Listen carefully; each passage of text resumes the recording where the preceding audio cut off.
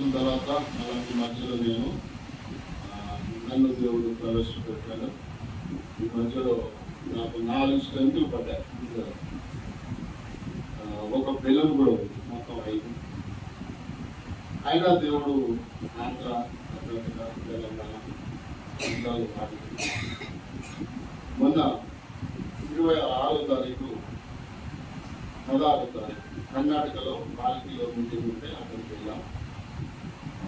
మన టీంలో దాదాపు 500 మంది మాస్టర్లు ఉన్నారు. వాళ్ళందరూ అక్కడికి వచ్చారు. అది అయిపోయిన వెంటనే గుంటూరులో వాళ్ళ మీటింగ్ అన్నారు.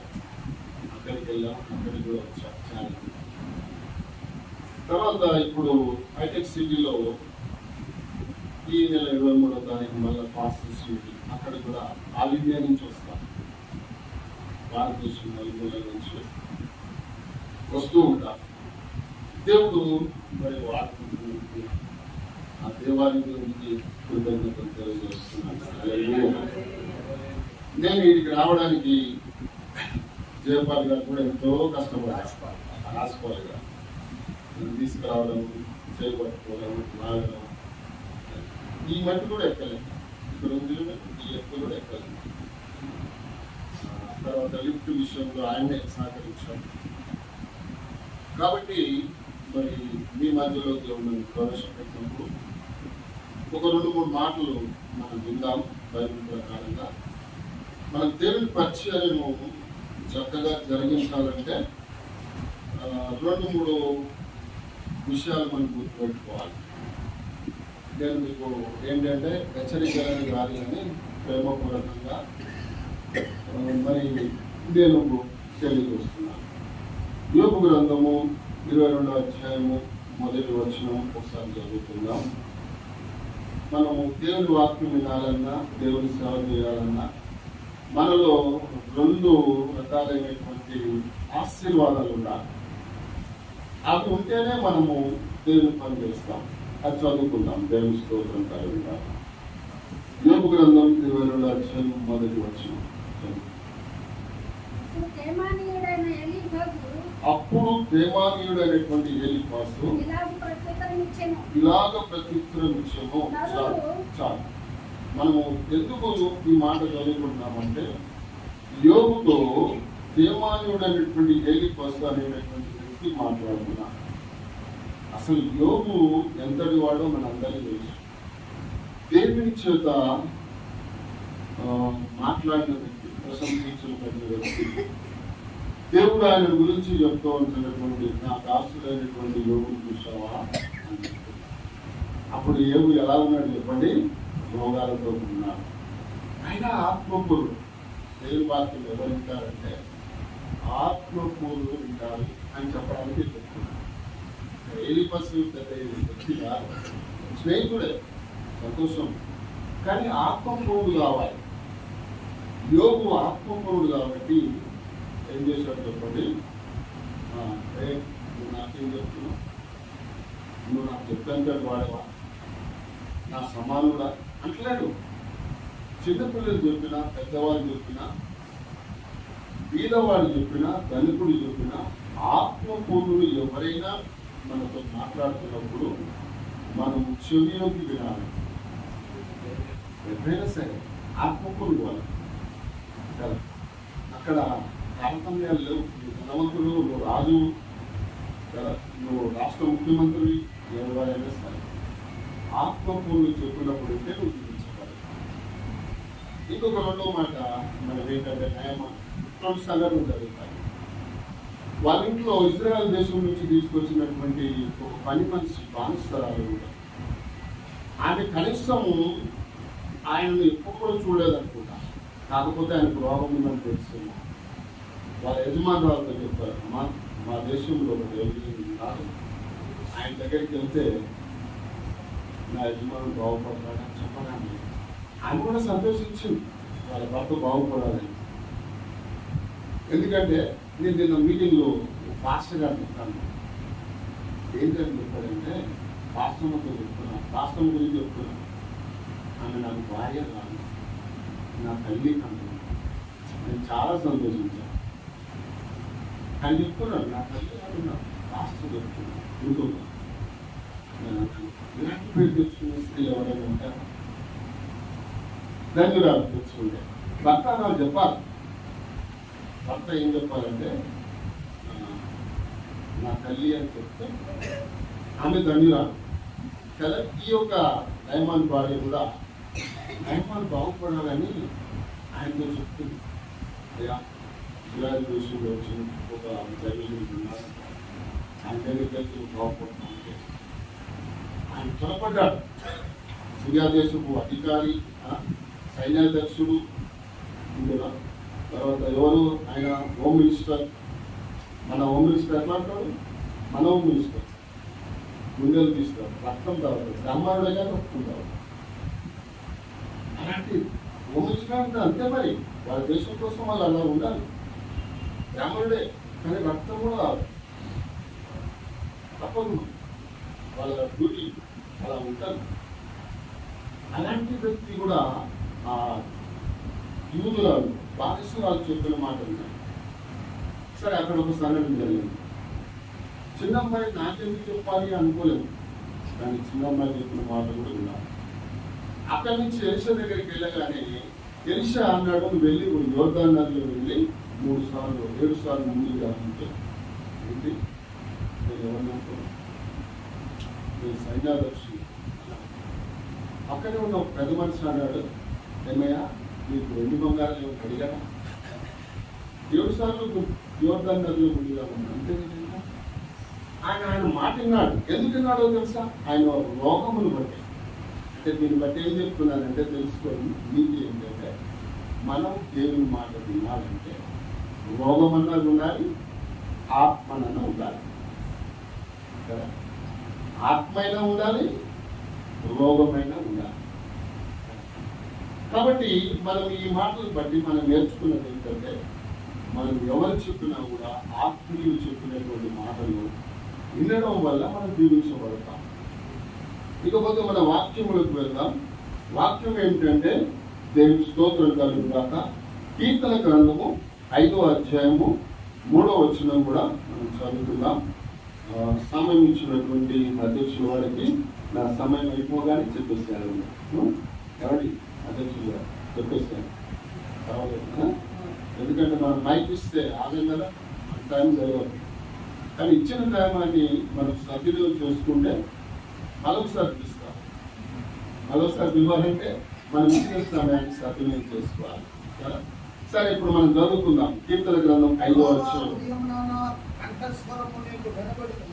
యెహోవా ఉదయముననే నా కంఠస్వరము నీకు వినబడును. దేవుని స్తోత్రం. ఉదయమున నా ప్రార్థన నీ సన్నిధిని సిద్ధము చేసి కాచేదని. అంటే మనం ఎప్పుడు ఎలా ఉండాలంటే, యేసు ప్రభు ఏమంటాడంటే మనకు అలర్ట్గా ఉండాలని చెప్తుంటారు. అంటే నిద్రమత్తుగా ఉండకూడదు, మొద్దుతనంగా ఉండకూడదు. వింటున్నా, మనకు దేవుడు పిలువగానే పరిగెట్టేటట్టుగా మనము ఉండాలి. ఎప్పుడు కూడా పడుకున్నా సరే, నేను పడుకున్నా సరే, నిద్రపోయినా సరే నా మనసు ప్రార్థన చేస్తాను. నా అనుభవం ఏంటంటే నేను చాలా అలసిపోయాను. నేను అలసిపోయి ఇంచుమించు పడుకునే ముందు, అంటే 10 గంటలు పడుకుంటారు కదా అందరూ, కొంతమంది 11 గంటలు కూడా పడుకుంటారు. నేను 9 కూడా కాదు పడుకున్నాను. ఎందుకంటే అంత అలసిపోయాను. నేను ఎప్పుడైతే అలసిపోయి ఇట్లా పడుకున్నానో నా ఆత్మలేసి ప్రార్థన చేయడం మొదలుపెట్టాను. కలలు కావాలి, 9 కూడా కాలేదు. నేను ఇలా పడుకున్నాను. పడుకుంటే నా ఆత్మ లేచి, అంటే ఆత్మ లేస్తే ఏమైనా శరీరం చనిపోయినట్టే కదా, చూసామే కదా.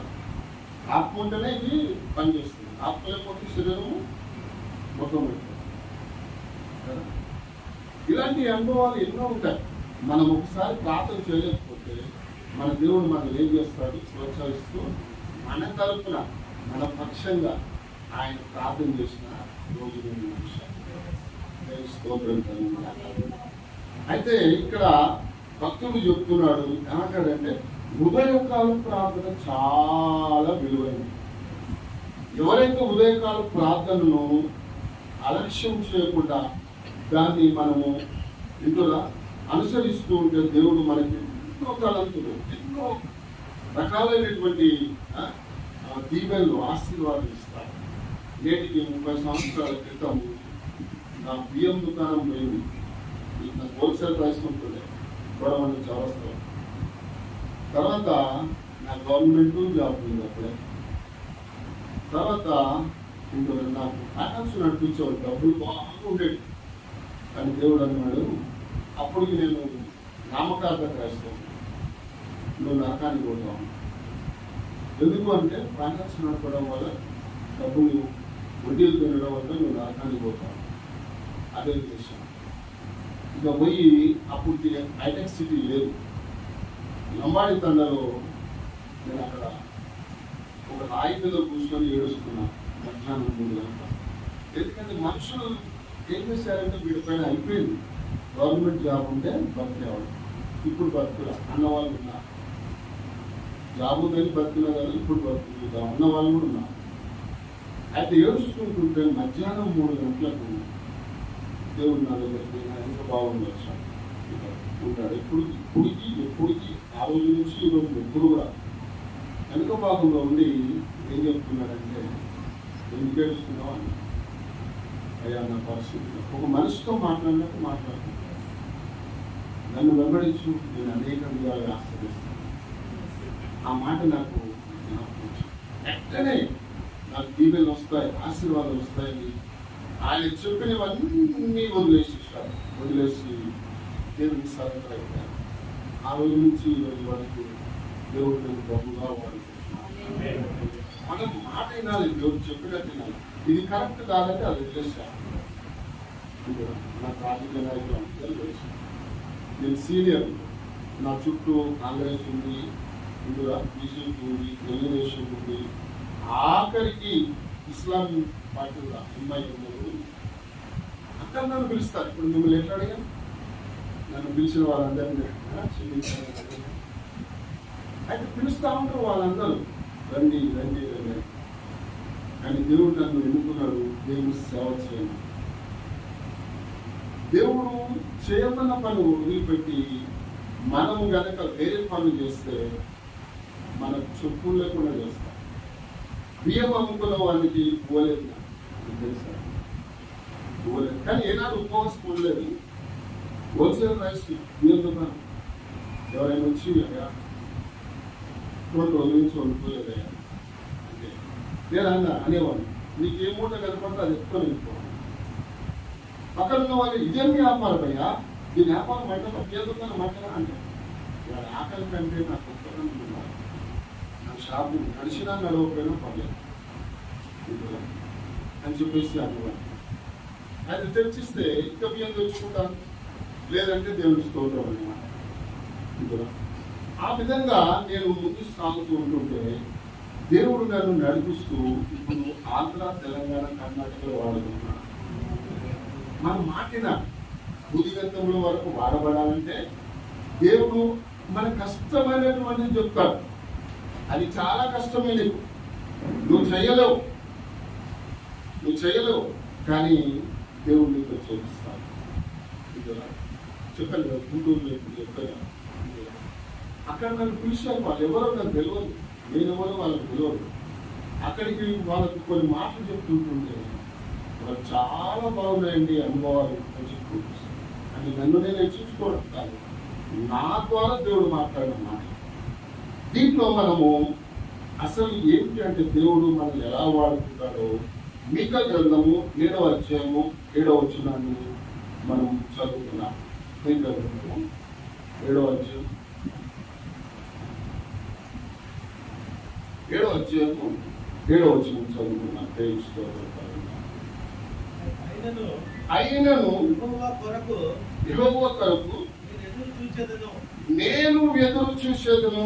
హల్లెలూయా హల్లెలూయా. మీకు ఒక విషయం చెప్పాలా? విషయం ఏంటి తెలుసు కదా, అది నా క్లోజ్, నా క్లాస్మేట్ ఆర్ఎస్ఎస్కి, నేను ఆర్ఎస్ఎస్లో పనిచేసాను. ఒక హిందువులు మాత్రమే భారతదేశంలో ఉన్నారు.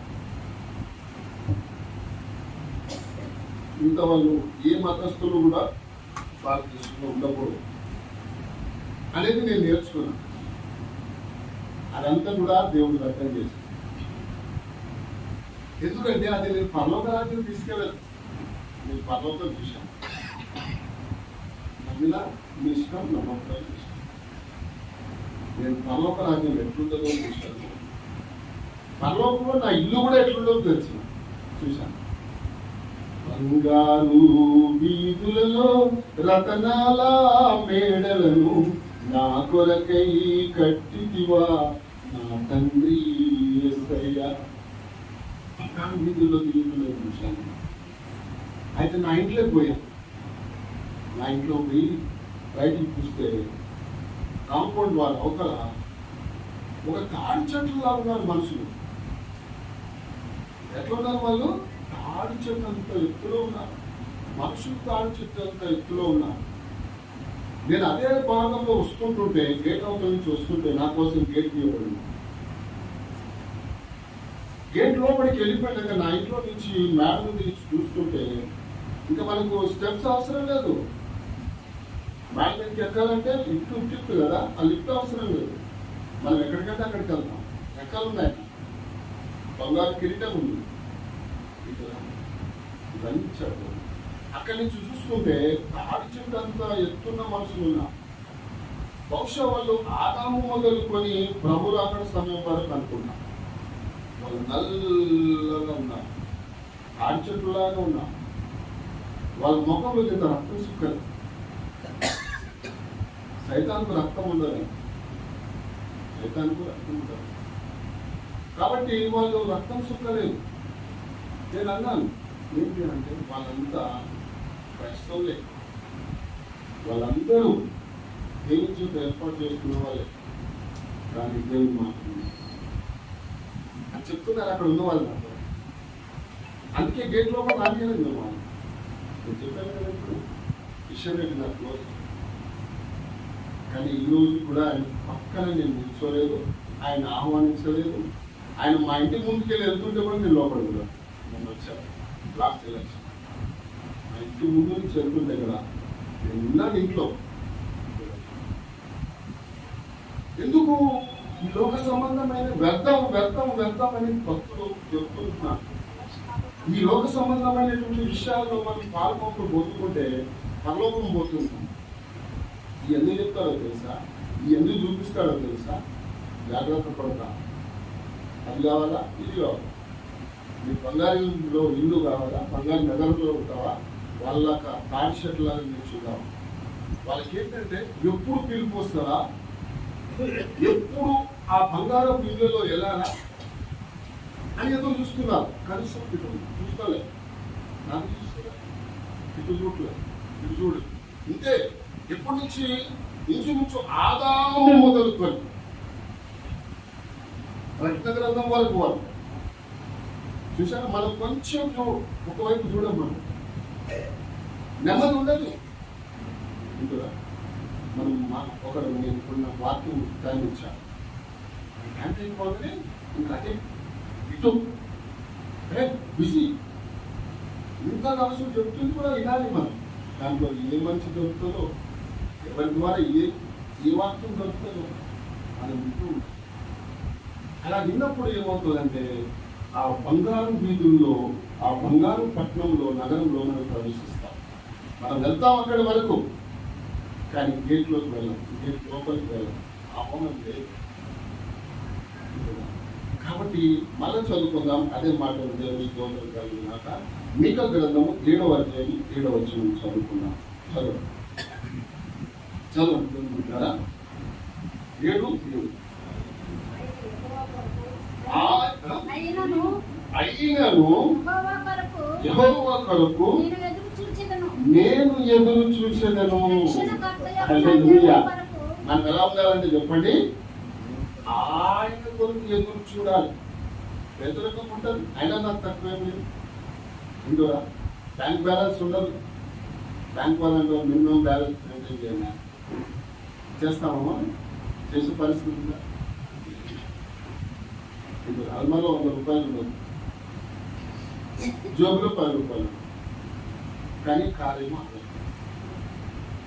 కార్యం ఆగదు, దేవుడు ఆగదు. చేస్తూనే ఉండాలి. అప్పటిదైనా ఏ టైంకి ఏది కావాలో అది ఇస్తాడు. అడుగుడి మీకు ఇవ్వబడి, వెతుకుడు దొరుకుడు, తట్టుడు తీయదు. కాబట్టి దర్శనాలు ఎందుకు ఇస్తాడు అంటే, నీవు జీవగ్రంథంలో నీ పేరు రాయబడి ఉంది, దాన్ని నిలబెట్టుకుంటాం, పోగొట్టుకుంటాం. భీమవరం సంఘం మా బ్రాంచ్ రాజ్పాల్ గారి గురించి చెప్తాను. అయితే వాళ్ళ అబ్బాయికి అమ్మాయిని చూసిపెట్టారు మా పాస్టర్. ఎంత చాలా ఆత్మీయ పాస్టర్లు ఉంటారు, వాళ్ళ కూతురు ఆత్మీయంగా ఉంటారు.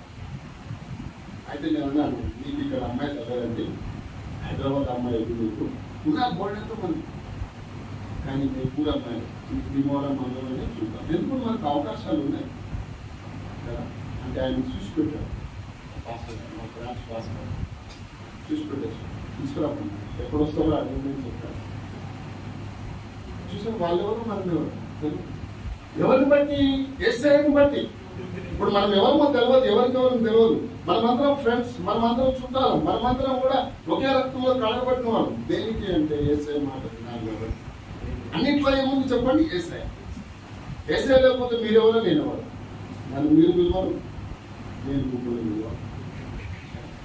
కాబట్టి యెహోవా కొరకు ఎదురు చూడడం అనేది ఇదే. నువ్వు యెహోవా కొరకు ఎదురు చూస్తే భూదిగంతముల వరకు నీకు ఆయన ఏమైపోతాడు చెప్పండి, మార్గాలు తెలుస్తాను. ఎక్కడుండాలో కూడా ఆయనకు తెలుసు, ఏ పట్టణంలో ఉండాలో తెలుసు, ఏ గ్రామంకి వెళ్ళాలో తెలుసు. తెలుసుకోవాలి. విజయనగరం ప్రాంతాల్లో మండలంలో మా సంఘాలు, విజయనగరం, భూమిలి, సాలూరు, లోపలికి ఏజెన్సీ ప్రాంతాల్లో వాళ్ళు పిలుస్తూ ఉంటారు, అయ్యా రండి అన్నారు. నేనంటాను ఇలాంటి సేవకులందరూ తీసుకెళ్ళి పరిచయం చేస్తాను. ఎందుకంటే చాలా మంది సేవకున్నారు, వాళ్ళు కొంచెం సపోర్ట్ చేయాలి, కొద్దిగా పిల్లలు కాదు. వాళ్ళకు మనకు ఎంత ఆదరిస్తారంటే, వాళ్ళకు ఒక్క పూట భోజనం కోసం ఎదురు ఇస్తారు. అక్కడ కూడా భోజనాలు ఎలా ఉంటాయి, 2 రకాలు ఉంటాయి. పుట్టి పిలువబడిన సేవకులకి చిన్న, మిగతా సేవకులకు మిగతా ఎవరు వచ్చినా సరే పాపన, అయ్యో ఏదో బాబు ఇంట్లో ఇస్తున్నారు, నాకొద్దు బాబు, నాకు చికెన్ వద్దు, నాకు వాళ్ళకి ఎవరికైనా ఇష్టం అంటే వీళ్ళు తీసుకెళ్ళిస్తున్నారు. అంత ఆత్మీయం. మనము వాళ్ళని పరిచయం చేయలేము. వాళ్ళు ఎక్కడికంటే అక్కడికి వెళ్ళిపోయి వాక్యం ఎంత చక్కగా కూర్చుంటారంటే, అదల అరణ్య ప్రాంతంలో ఉంటారు. ఒక కొండ ఎక్కితే ఆఫ్రికాలో ఉండే మనుషులు ఉంటారు, కొండల మీద ఉంటారు మనుషులు. మరొక కొండ దిగి లోయలోకి వెళ్తే నేపాల్లో ఉండేటటువంటి మనుషులు ఉంటారు. నాక దీంట్లో ఇంట్లో ఉంటారు. ఆ కొండ మీదనేమో ఆఫ్రికా లాంటి మనుషులు ఉంటారు, ఈ కొండ కిందనేమో నేపాల్లో ఉండే పొట్టి ప్రజలు ఉంటారు, తెల్లగా ఉంటారు, వాళ్ళు నల్లగా ఉంటారు. మరొక కొండ ఎక్కితే చింపాంజీ లాంటి ప్రజలు ఉంటారు. యాక్చువల్ వాళ్ళు ఎట్లా ఉప్పు పడిస్తే పగిలిపోతారు, అలాంటి ఉప్పులా ఉంటారు మనుషులు. అడవి మృగాలు కానీ జంతువులు కానీ ఆఖరికి కూడా చీమ కూడా కనపడదు, అన్ని తినేస్తారు, చీమలు కూడా తినేస్తారు. అక్కడ తీసుకెళ్ళి మనల్ని వాళ్ళు అడవిలో పెట్టి, ఆ అడవిలో ఏదైనా ఉన్న వసతుల్లో పెట్టి అక్కడ ఉంటే ఏమనిపిస్తారంటే ఏదేని తోటలో ఉంటుంటారు. హల్లెలూయా.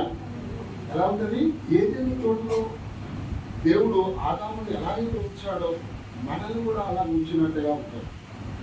ఈ అనుభవాలు ఎందుకు చెప్తున్నానంటే, యెహోవా కొరకు ఎదురు చూడడం వల్ల. చివరిగా ఇంకొక వాక్యం చెప్పుకొని నా సమయం అయిపోతే అధ్యక్షుల వారికి కూర్చోమని చెప్పవచ్చు అని చెప్తున్నాను. హబక్కూకు గ్రంథం 2వ అధ్యాయం 1 నుంచి 4 వచనాల వరకు దేవుడు నీ పట్ల ప్రణాళిక కలిగి ఉంటే ఆ ప్రణాళిక జరిగేంత వరకు నేను కన్మరించేయాలి. చదువుకున్నాను. తెలుసుకో, ఆయన నాకు ఏమి సెలవుచ్చనో ఆ వాదము విషయమై ఏమి చెప్పుదునో అమ్మా చూచుటకై నేను నా కావలి స్థలం మీదను గోపురం మీదను కనిపెట్టుకొని ఇందులు అనుకున్నావా. నేను రాజకీయాల్లో పిలవడానికి ఏ నరేంద్ర తెలుసు టైగర్ నరేంద్ర బీజేపీ RSS లో ఉంటాడు. నిజం చెప్తున్నాను, సకల ప్రయత్నాలు చేశాడు. అయితే నేను దేవుడిచ్చిన పని వదిలిపెట్టి అటువైపు వెళ్ళిపోతే నాకు పుట్టగతులు ఉండకపోయావు. అసలు నేను ఇప్పుడు నీకు బతకపోయావు. అసలు నేను ఈరోజు భూమి మీద ఉన్నాను అంటే ఆయన మహాపురుషుడు. నేను ఎవరికి అన్యాయం చేయను, ఎవరి పదవులు ఆశించను, ఎవరి సీటు గుంజుకోను, ఎవరికి స్థలం గుంజుకోను, ఎవరికి ఏ విధమైన నష్టం కలిగించు. దేవుడు నాకు ఇచ్చిన దాంట్లో కాలు ముడుచుకొని కొంగడు ఉన్నంత వరకే కాలు ముడుచుకోవాలి. అలా అయినా నన్ను చూసి ఓరలేని వాళ్ళు ఈ రోజుకు మరి దేవుని సేవ చేస్తున్నావు కదా నువ్వు. నేను దేవుని సేవ చేస్తున్నా, నేను వెలుగుతున్నా, నా సీటు గుంజుకొని నన్ను చంపేయడానికి సేవకులు కూడా ఉన్నా.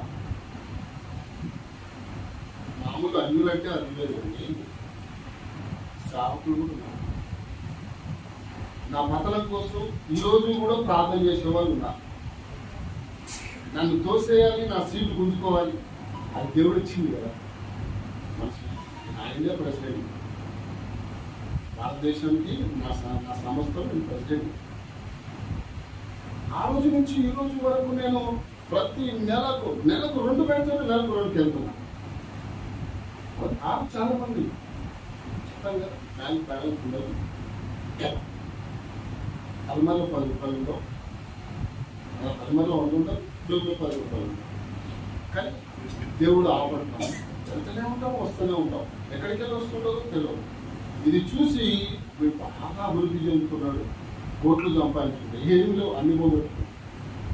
నేను రాజకీయాల్లో కానీ దేవుని ఉద్యోగం చేసినప్పుడు కానీ నా సంపాదన ఇప్పుడు చూస్తే కోట్ల మీద ఉంటాను. సేవలోకి వచ్చినట్టు జీరో అయిపోయింది. ఏమి లేదు, ఒక ఇల్లు అదే ఇల్లు. అయినా మొన్న మా కంపెనీ వాళ్ళు ఫోన్ చేసి మీకు ఇల్లు ఇస్తున్నామని వాళ్ళే చెప్పారు. మాకు ఇల్లు ఇస్తుంది, నష్టపరిహారం. అప్పుడు మాకు సరే ఇవ్వలేదు, అప్పుడు తీసేసారు. ఇప్పుడు మాకు ఇల్లు ఇస్తారు. దేవుని స్తోత్రం. గుంటూరులో పోతే గుంటూరులో అక్కడ పాస్టర్ అన్నాడు, నేను ఇల్లు ఇస్తే ఇక్కడికి వస్తాను. ఎందుకంటే గుంటూరులో ఇల్లు అది కూడా డబుల్ బెడ్రూమ్, అది కూడా ఫ్రీ. ఆ పాస్టర్ చెప్తున్నాను, నేను తీసిన పాస్టర్ ఇక్కడ ఇల్లు ఇస్తాను, నాకు ఇప్పుడు వస్తాను, నీకు ఇప్పిస్తాను.